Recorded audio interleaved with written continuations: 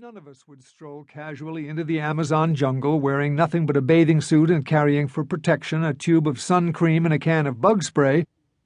We know that the jungle is not our natural habitat. We realize we're intruders in the jungle, and that in the jungle there are creatures that regard us as a threat or as prey, and will use every mechanism nature has given them, sting, bite, poison, whatever, to ward us off or attack us.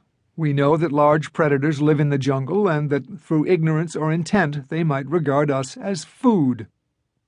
In short, we accord the jungle the respect it deserves. Yet many people regard the ocean with nonchalance, innocence grounded in ignorance. We need to recognize that as terrestrials and mammals, we represent a tiny minority on our planet. 70% of the Earth is covered by water, leaving to humans a mere 3 square miles out of every 10. Of our planet's biomass, the grand total of all living things, more than 80% inhabit the seas and oceans. All those creatures have to eat, from the tiniest copepod up to the largest carnivorous fish in the world, the great white shark. And so, when we plunge into the water, we must be aware that we are the aliens in the sea.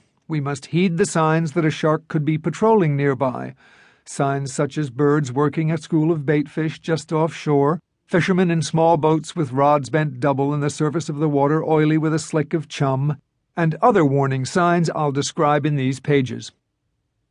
We need to realize that when we go into the sea, we are entering hostile territory, and we should arm ourselves with basic precautions, recognizing that in the sea we are fair game to the predators that live there.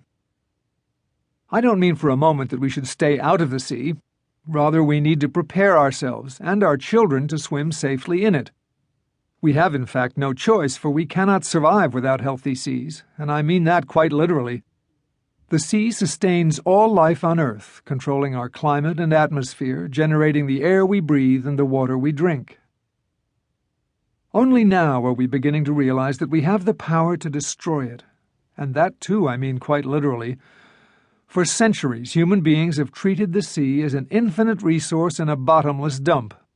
Now we are learning that the sea, like everything else on the earth, is finite and fragile. This book is about understanding the sea in all its beauty, mystery, and power. It's about respecting the sea and its creatures, many of which are exotic, complex, and more intriguing than anything ever imagined by the mind of man. But mostly it's about sharks and my experiences with them. Sharks are perfect predators whose form and function have not changed significantly in more than 30 million years.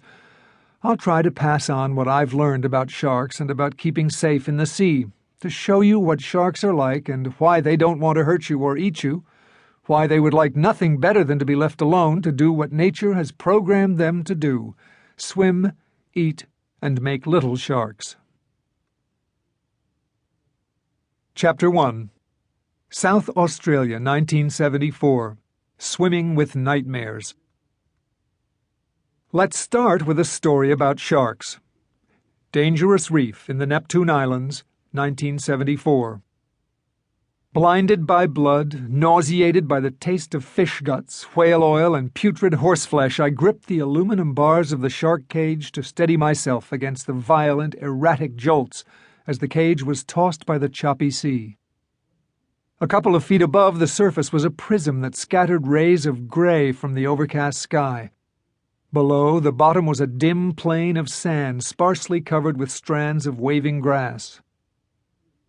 The water was cold, a spill from the chill southern ocean that traversed the bottom of the world, and my core body heat was dropping. It could no longer warm the seepage penetrating my neoprene wetsuit. I shivered, and my teeth chattered against the rubber mouthpiece of my regulator. Happy now, I thought to myself. 10,000 miles you flew for the privilege of freezing to death in a sea of stinking chum. I envisioned the people on the boat above, warmed by sunlight and cups of steaming tea, cozy in their woolen sweaters. My wife, Wendy, the film crew from ABC TV's American Sportsman, the boat crew and their leader, Rodney Fox, the world's most celebrated shark attack survivor.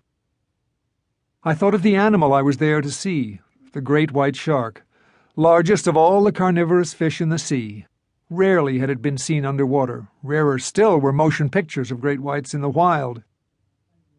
And I thought of why I was bobbing alone in a flimsy cage in the frigid sea. I had written a novel about that shark and had called it Jaws, and when it had unexpectedly become a popular success, a television producer had challenged me to go diving with the monster of my imagination. How could I say no? Now, though, I wondered how I could have said yes.